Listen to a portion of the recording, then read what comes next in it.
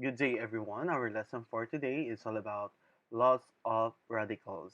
But before that, don't forget to subscribe and share this video to your classmates and friends, and hit the notification bell for more updates.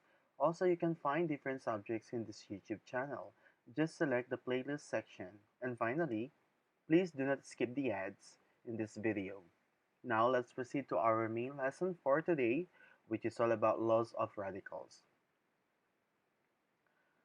The first law of radical is the nth root of a raised to n is equal to a raised to n, quantity a raised to n raised to 1 over n, or just simply a raised to n over n, and n divided n is equal to 1, which means this is equal to a alone.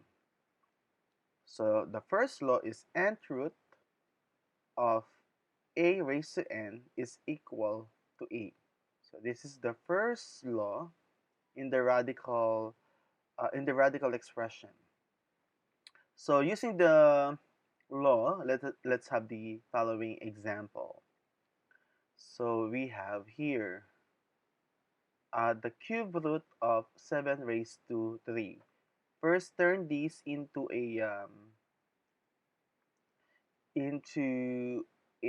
rational exponents. So let's jump here. First, write the base. Write the exponent of the base, which is 3, over the index of the radical, which is 3, as the denominator. Ganun lang siya. So 3 divided 3 is 1. So 7 raised to 1 is equal to 7. Next, 4 square root of 16y raised to 4. First, if you will separate the two, that is fourth root of 16 and fourth root of y raised to 4. Pwedeng etong 16, gawin natin siyang ganito. Fourth root of 16, okay, and multiplied to fourth root of y raised to 4. Ayan. I hope you can see my pen.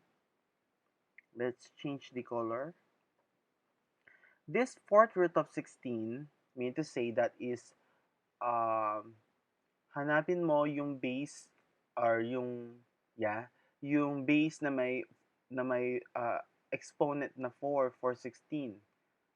Okay? Parang square root of 16, that's 4, tama? So, ano nga yung mga number na i-multiply ko ng 4 na beses para makakuha ko ng 16, and that is 2. So, if we will turn this doon sa sinabi ko na 2, magiging 4, fourth root of 2 raised to 4. Tama? Because 2 raised to 4 is equal to 16. Then, we have fourth root of y raised to 4. Again, gaya ng dito, since nth root of a raised to n is equal to a, so we can now cancel this 2. As simple as that. So, matitira is 2 times y. So, we have equals to 2y. Okay, so ganun lang siya kadali for this particular example. Okay, kahit hindi na natin i-follow itong mahabang solution na to. Alright? Another rule for the radical is the nth root of a times the nth root of b is equal to the nth root of ab, or nth root of ab is equal to the nth root of a times nth root of b. So how to do this? Okay, let's have this one. Square root of 3 times square root of 6. Okay? So, the easiest way to do this is to multiply the two.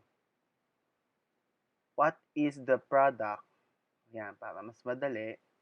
What is the product of 6 and 3? That is square root of 18. Tapos, isip ka ng number or factors ng 18 that is one rational and one irrational. Mean to say, one perfect square and one na hindi perfect square. Kasi ang 18 hindi siya perfect square. So, if you will think the factors of 18, ang maiisip mo is 6 and 3, pero pareho silang hindi perfect square. Another factor of 18 is 9 and 2. And 9 is a perfect square. Tama? So, kung iisipin mo yung dalawang factors, we have square root of 9 at saka square root of 2.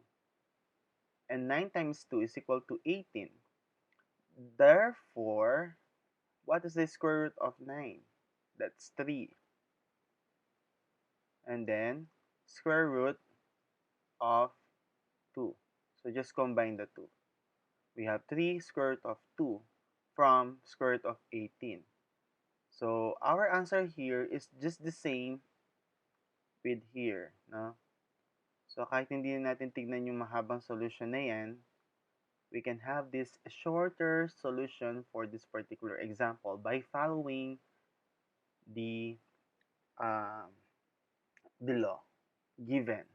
Okay, so we have again just combine. I just multiply the two numbers, the two bases. So we have 3 times 6 is 18. Think a number that is one perfect square and one not perfect square as the factors of 18. And we can think about it. So we have 9 and 2. Actually, maraming factor in 18. We have 18 times 1, 6 times 3, 9 times 2. So sa tatlong yon, ang 9 times 2 lang ang may isang perfect square at isang not perfect square. So we can square root 9 and that's 3 and then just combine square root of 2. As simple as that. Okay. Another law for the radicals is nth root of A over the nth root of B is equal to the nth root of AB. So pinagsama. Since pareho sila ng nth root. So nth root of AB. Or nth root of AB is equal to, just separate nth root of A over nth root of B. So to understand this one, pwede nating gawin ito. Simple lang siya. Okay? Since pareho sila ng 3, yan, katulad dito, pagsasamahin natin sila, so we have the radical the index of the radical, I'm sorry, the index of the radical, then we have 6 over 2.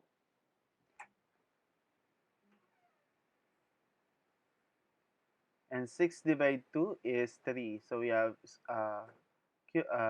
index of 3, or yeah, we have the index of 3, the square root sign, and 6 divided 2 is 3. Okay, so that's the answer. So it's the same with the solution here, or the final answer here. Ganun lang siya. So again, i-combine lang natin yung si 6 and 2 gaya na nandito, since they have the same radical exponent, or the index. And then after combining them, just divide the 2 and we will be having as 3 as our answer. So just rewrite cube root of 3, or cube root, no? Tama ba? That's the cube root, and then just copy 3.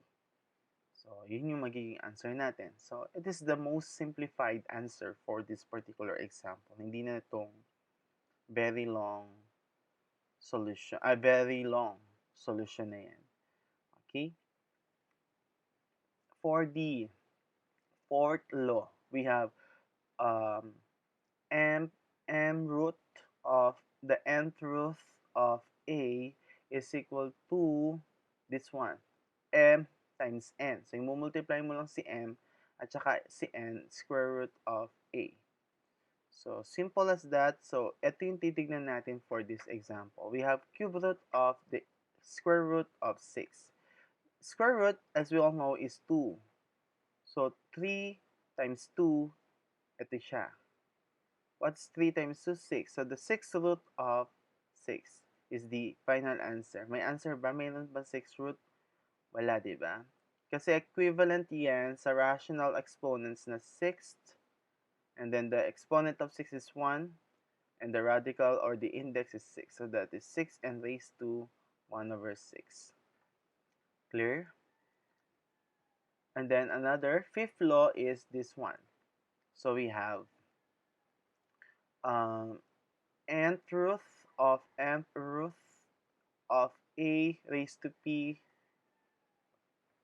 raised to m is equal to the nth root of a raised to p is equal to the n times m square root of a raised to pm.